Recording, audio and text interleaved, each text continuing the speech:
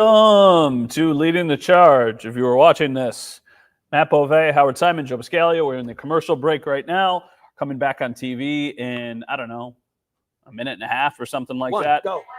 What is it? 1 minute. We're coming back on TV in 1 minute. And what were you saying? I was just screwing with your head. Oh, okay. Sorry. With the headset in, it's a little hard because I'm like hearing them in the control room and then hearing you. So we will answer any questions that you have on this stream. We are going to keep this up for the next half an hour. If you want to talk about the defense, if you want to talk about the offense, if you want to talk about why Aaron Rodgers hates Matt, why Aaron Rodgers hates me, we can talk about the Bills' next couple games. We can talk about all that kind of stuff. So there's a lot of stuff we can get to. Joe Andreessen, we haven't talked about. He makes his NFL debut. We talked about Damar Hamlin a little bit. There's a lot of stuff that we can ultimately get to. So every single core for special teams. Oh, good. Oh, Joe Andreessen did? Every single one of them? Every single, not including field goal and field goal block, but punt return, kickoff return. Every single one of them. Sharon, such a fun game. All fun, no stress. I think a lot of Bills fans probably like halfway through the first quarter were like, they got this game. All right, we're coming on TV in 10 seconds.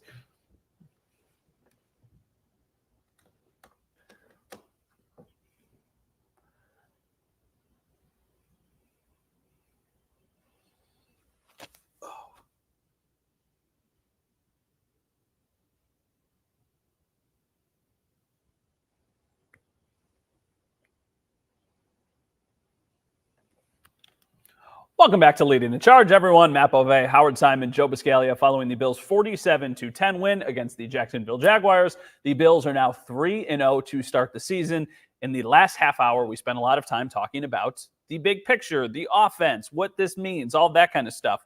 I want to ask you the same question I asked you a week ago, because I do think it's relevant. How different do you feel, if at all, about the Bills? Because right now, you go on any of the national websites, you go on The Athletic, ESPN, NFL Network, whatever it is, there's power rankings. And in a lot of them, the Bills are number one. I think we are always a little bit, we try to like pump the brakes on things a bit. But how good are they? I think the ceiling has been raised about their potential for the year. But I am still waiting to see them go through this next 3-game stretch. Sure. Because the Ravens, the Texans, and the Jets are all going to be no joke. And they're all on the road. 2 of 3 are on prime time. Yep. So I think while what we have seen is all incredibly promising in terms of them being ahead of a schedule that a lot of us, myself included, thought that they would be on. But these are also upcoming opponents that can help challenge the defense in the ways that the Jaguars certainly couldn't. They've been disjointed ever since the season took off. Arizona, they got off to a good start and had some success in that first half. Yeah. Miami was just kind of a mess right from the get-go, and Tua with the turnovers is basically what undid them. I want to see how they deal with Lamar Jackson. I want to see how they deal with C.J. Stroud and that 3-headed monster in the receiver room. I want to see how they deal with Aaron Rodgers, Breece Hall, Garrett Wilson, and Braylon Allen. Yeah. Like these are legitimate, very good offensive pieces. But to your question, I think the ceiling has absolutely been raised so far for what you can firmly expect out of this year. And, if they were to go out based on what we've seen, if they were to go out early in the playoffs, I think it would be a disappointment. Yeah. I mean, John says the next 3 games will be a true test. How about you? What are you thinking? Yeah, I mean, I'm leaning more towards pump the brakes. I wouldn't necessarily pop champagne bottles, corks, whatever right now. I mean, look, Joe's right. They're better than where I thought they'd be at this point of the season. I wasn't confident they'd go 3-0. Like I said in the last segment, I thought defense would go through some struggles. I thought the offense would go through some struggles, quite honestly, as Josh was developing chemistry with, all the new targets and everything. So they look a lot smoother than I thought they would be this portion of the schedule. So I think for me, Matt, it really I still thought they were a good team. I thought they were going to make the playoffs. I thought they were going to win the division. I didn't think they were in the discussion with Kansas City. I didn't think they were a legit Super Bowl contender. I'm still not going there yet. Ask the question again after the next 3 weeks. But they're a lot closer to that, anointing them there, than I thought they would be 3 games into this season. I think for me, my biggest takeaway is we all said before the season we think there's going to be some growing pains. Yep. Maybe this is still growing pains, but they're better than the teams that they've played. Now you're going to have a much tougher task, but I really agree with what you said. I think the ceiling I went into this year thinking, okay, I think you're a 10-win team. Maybe I'm giving you the benefit of the doubt, and you're maybe in my head closer to a 9-win team. I don't feel that anymore. Like, I think that this is a team that's making the playoffs. And I think when you've got Josh Allen, the minute you get into the playoffs, you always have a chance of going on a run. We shall see. All right, another question from John here. He says, do you think they will run or pass more against the Ravens? Now, it's a short week, so they got to start preparing for this next game pretty quickly. How do we feel about this? The Ravens defense is very good. At least it has been the last couple of years. In the second half of the game against the Cowboys, they didn't look quite as impressive. I have done some advanced scouting on the Ravens. I sat in the press box before the Jaguars game and was watching Ravens film. Oh, so you're just so thrilled that this question was asked. Absolutely. Tee it up. So basically they have some struggles on defense. They're not great at getting after the passer this year, a lot to the degree that they have been in years past.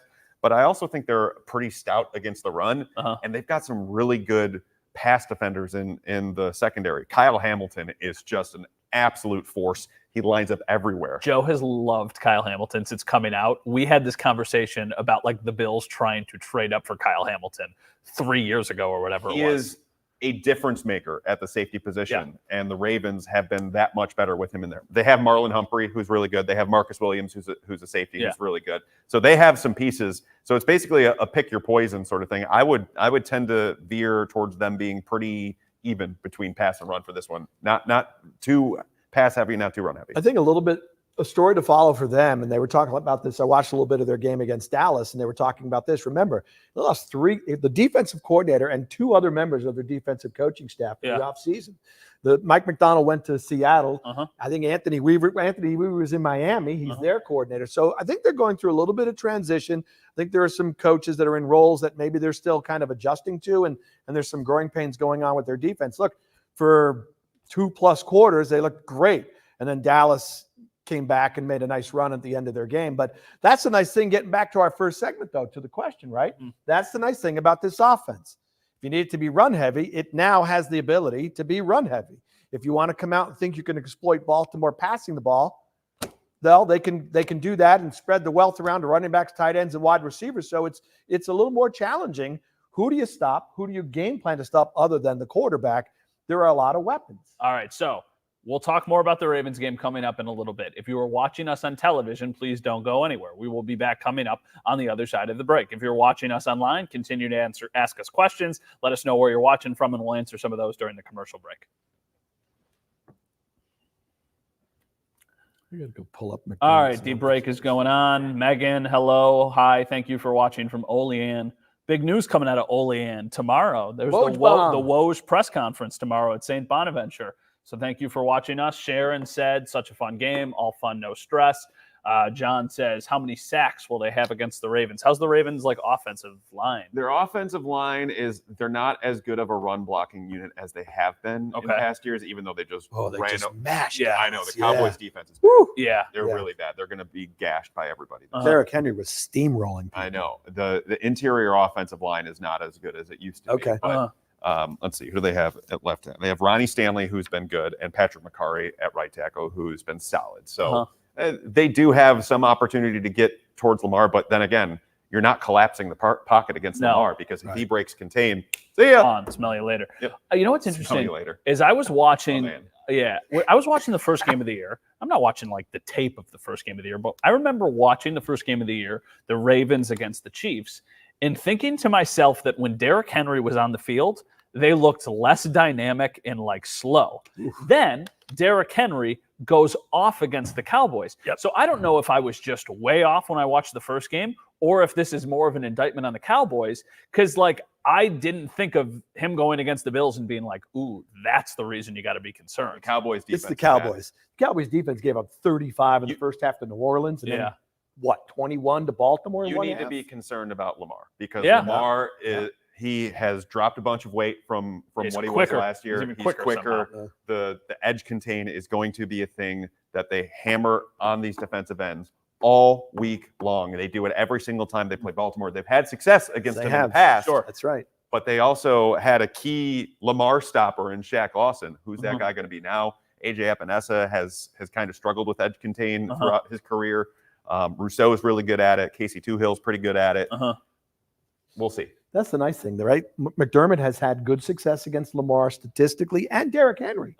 Like for the most part, they've kept Derrick. Well, when he was in Tennessee, they kept Derrick Henry in check. Yeah, I think that like it's the toughest game that you have played all year, but it's absolutely winnable. You just got to go and execute. Like, I do not think that these two teams are like super outmatched or anything like that. I don't think so either. Right? I mean, like, I do think though that the Ravens record is not any indication. Like, if you're just casually watching, you're like, oh, they're 1-2. The Bills should absolutely win this game. I don't feel that way at all. All right, we're 15 seconds away. Don't sleep on Zay Flowers. Yeah, Zay Flowers is good. That dude is ridiculous. Isaiah Likely's good. Mark Andrews is good. They didn't even throw the ball to Andrews the other day, and they still had blown that 5 seconds out.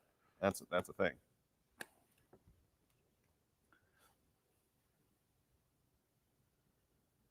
Welcome back, everyone. So we just got a question from Mark, and he says, do you think we can beat the Ravens? So I'm going to take that question, and I'm going to transform it a little bit. We can answer that. But my question is, the next 3 games are a gauntlet. It's at Baltimore, Sunday Night Football, at Houston, Sunday 1 o'clock, Stefon Diggs game, and then it's at New York, Monday Night Football. Rank the games. Difficulty, like easiest to hardest. Of these next 3 opponents, who are you the most confident the Bills can beat, and who are you the most concerned about the Bills? It's a tough question. I'm putting you on the spot. I think I'm most confident they will beat the Jets. Okay. The toughest game, I know you're a big fan of the Jets this year. Look, obviously they're better. They're getting more than competent quarterback play, which is good. The only thing that bugs me about the Jets game is Josh plays some real bad games against the Jets defense. But I'm going to say that game.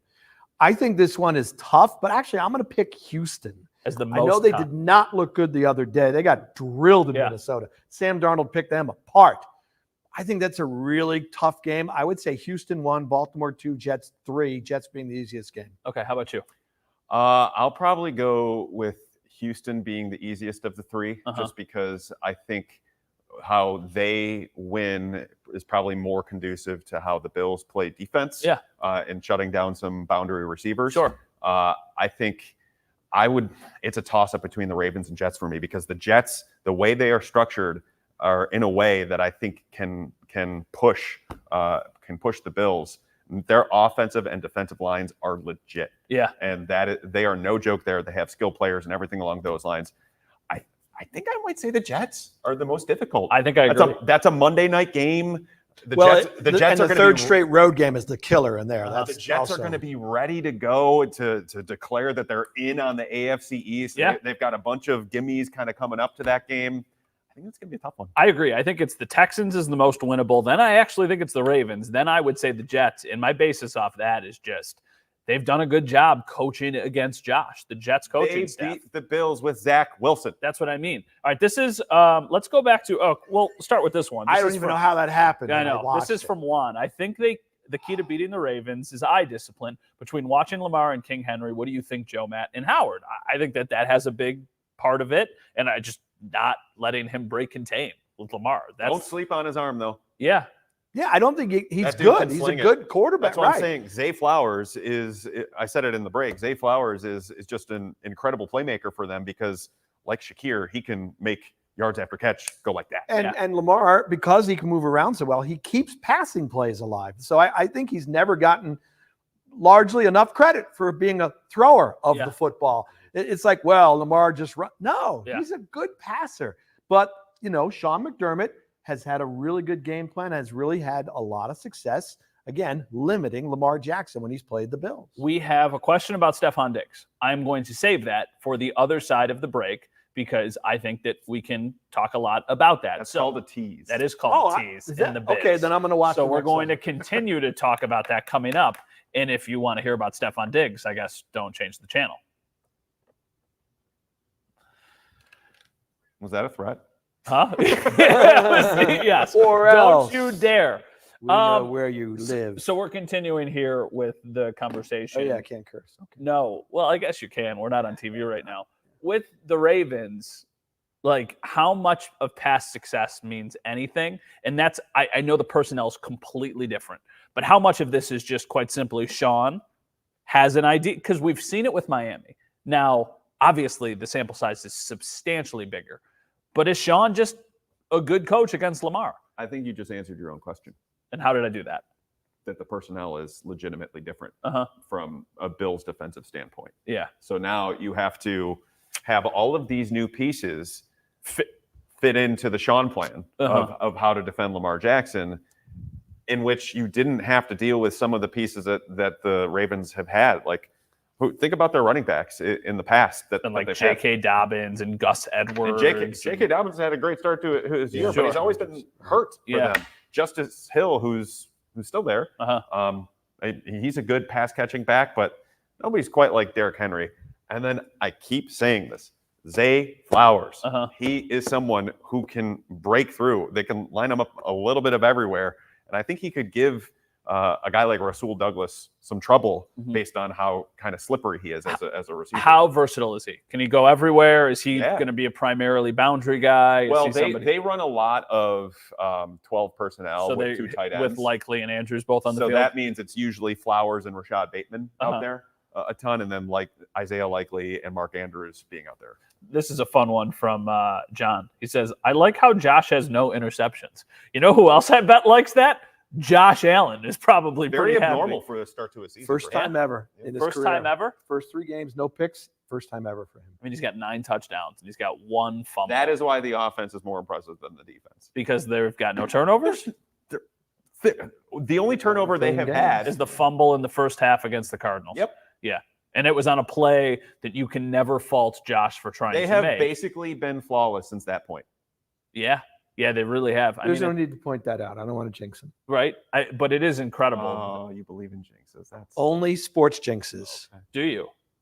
Sometimes. Are the Mets going to make the playoffs? Shut up! No, but seriously. No. No? I'm using reverse psychology. Okay. I'm trying to set myself up to not expect it. Yeah. What do they have to do? Well, it would beat Atlanta. You're talking about the Mets? Yeah. They need to win the series against the Braves. Okay. They're up 2. They basically don't need the Mets. Don't Mets, and they'll be in the playoffs. So what are they going to win? 1 of this game? Honestly, I haven't done the math. There's still a series after this. 10 seconds away. But thank you for making me think they're going to blow this.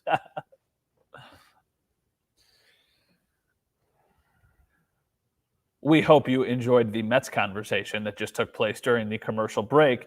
This is a question, and it's not even really a question. It's a statement, but I think there's a lot of validity to it.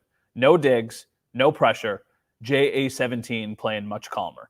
When I was finally out of my stupor this morning, I threw out, I don't even know where I am right now, but I threw on ESPN and they were talking about a comment Josh made after the game. And they said it was directly a shot at Stefon Diggs. Can I guess what it might have been? You certainly can. Because I did want to ask both of you, because I can't answer this question. Both of you know all this stuff. He said something about how words to the effect of, it's a lot easier when guys aren't worried about touchdowns and targets. Yeah. And now I'm going to read that as an outsider. You two would know better, but I'm going to read that as an outsider and say, he's got to be talking about Diggs and not Gabe Davis. What do you think? I think he is an incredibly polished speaker.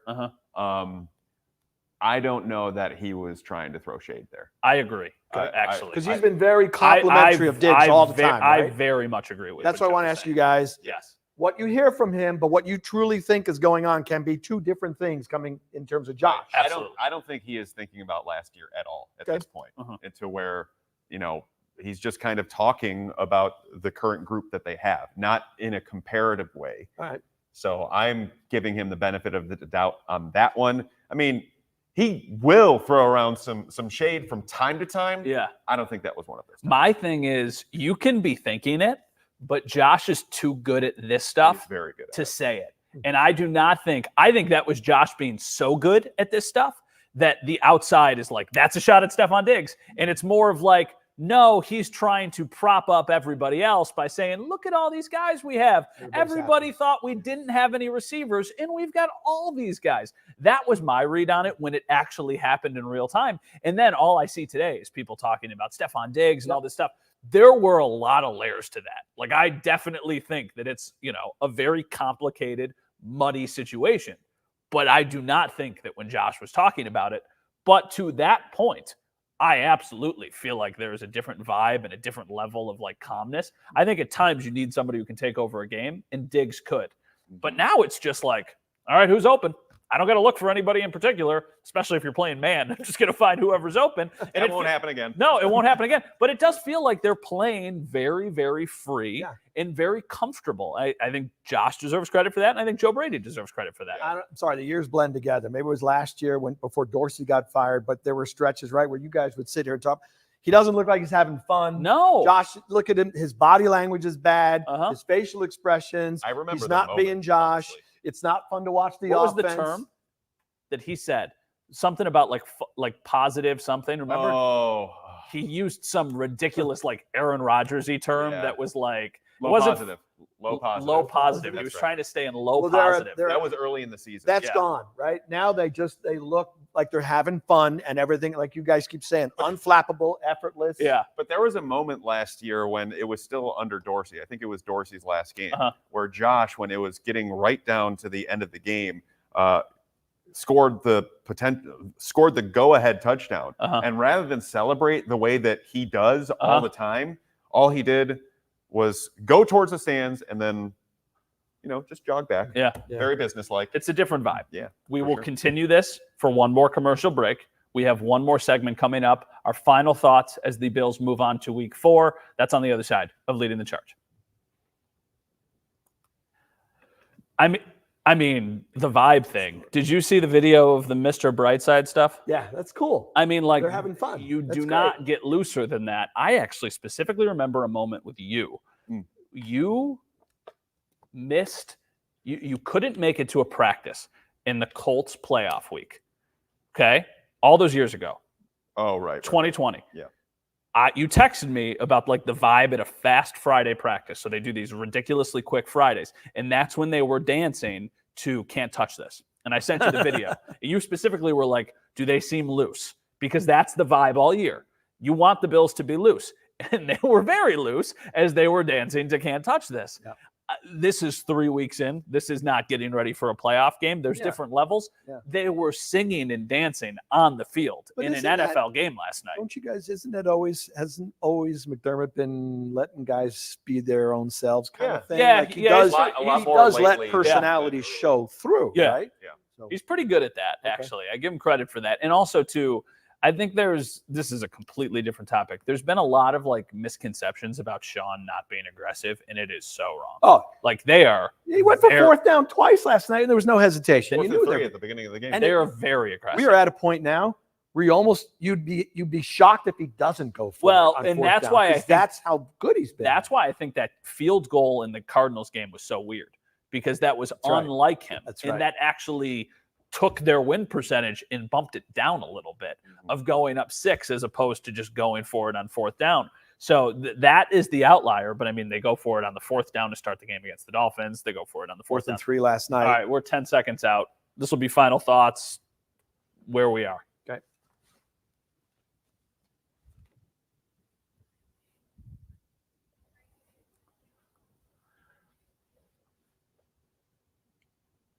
Welcome back, everyone. So we have spent a lot of time in the last half an hour talking about their next 3 games and how difficult they are. If I told you right now they were 4-2, they go 1-2 in their next games, I think this is a really interesting exercise. Would you take that for the Bills, or does that feel like the worst case scenario? I don't think they're going 0-3. I think they're winning at least one of the games. Yeah, they'll win one. But do you think that you would take that if you're the Bills, or do you think they're good enough that they can get 2 of the 3? I think they're potentially good enough to get 2 of the 3. I look at probably Baltimore and Houston as the 2 there that I would be more confident about for them. But, if they go through the first 6 games of the year based on what it looked like at the start of the season, 4-2 through that stretch is great. And then you get the Titans on the other side of that. So at home. Yeah. I'm just processing why Lloyd Taco Factory loves Did you Matt. just see that? Love you, Matt, from Lloyd Taco Factory. You know what's funny? I love you too. The worst case scenario is 0-3. Yeah, for sure. I'm good with 1 and 2. I think 4 and 2, I'll feel good about playoffs. I'll feel good about division. To me, the difference is if you go 2 and 1 through this stretch, I'm now talking about 1 seed. And that is not something I thought about going in this season. If you're 5 and 1 through these 6 games with the Titans, 6 and 1 going to Seattle, we're sitting here talking about, and if you beat the Jets as one of those 2 games, we're sitting here talking about the 1 seed. Titans, Seahawks, Dolphins. Who knows what's going on with the Dolphins at that point? Even if Tua is back, look what they did against Tua. They might be done. Who, the Dolphins? By then, yeah, they stink. Absolutely. They stink. It's not that they stink. There's just nothing. So challenging. There's nothing they can do. How do they run their offense without Tua running their offense? Nothing. It is all centered around Tua. Yeah. Being able to get the ball to those speedy receivers, and it's not going. We got about a minute and a half. I asked you at the first half an hour, but just what are your final thoughts 3 weeks into the season, though? Not specifically about the game, but what we've learned 3 weeks in. For me, I think it's the fact that the ceiling on this season is higher than where I thought it would have been going into the year. That's not saying that I think they're going to win the Super Bowl or anything along those lines. And it's not even saying I think they're going to make it to the AFC Championship game. But I think if they were to go through this year and not win the division, if they were to go through this year and be out in the wild card round, I think it would be a disappointment the way that they're starting things. But they have a lot of things that they still need to iron out to get to that point. But I mean, Josh Allen is playing out of his mind. So that's all there is to it. Tremendous coaching going on with the Bills. Yeah. Tremendous coaching. And I know Josh is great, but Joe Brady's doing a fabulous job. I can't say enough about the defensive coaching staff, Matt. Yeah. They're doing much better than I thought. Coaches are doing a great job so far. My thing is when we talk about how the expectations have changed and we don't think that they're going to win the Super Bowl, I think we all think that they can now, which is really, really impressive considering we're 3 weeks into the season. That's a great sign for the Bills. We'll see how it plays out with a much tougher matchup, though, coming up against the Ravens. We'll talk to you again next week, but on Monday. For Joe Biscaglia, Howard Simon, I'm Matt Bove. Thanks for watching, everyone. Have a great rest of your night. There's no late night flight out of Baltimore you can take. You're staying overnight, I assume. No, we have to. Thank you, everybody. Thank you, everybody, for your comments, your questions. We appreciate it. Bye now. Yeah, have a